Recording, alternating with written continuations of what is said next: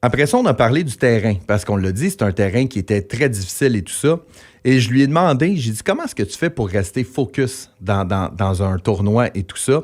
Et il a un mot qu'il garde toujours en tête. Et ce mot était? Le mot qui représente bien cette mentalité-là que je tente d'installer, de cultiver, c'est le stoïsme, être stoïque, très, très stoïque.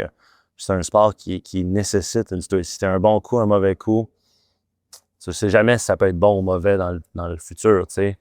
Je vais te donner un exemple. Tu manques une cote, t'es fâché, t'as manqué la cote par un coup, mais ces 2 jours-là de repos vont peut-être te permettre de trouver une solution à ce qui se passe dans ta long game, puis la semaine suivante, tu vas donner une chance de gagner le tournoi. Fait que, tu sais, mais le contraire, c'est que tu as une bonne semaine, tu t'attaches au résultat, tu penses que tu es sur un nuage, un mauvais trou se passe, puis bon, OK, mais là, je veux dire, je suis déjà 2-3 over.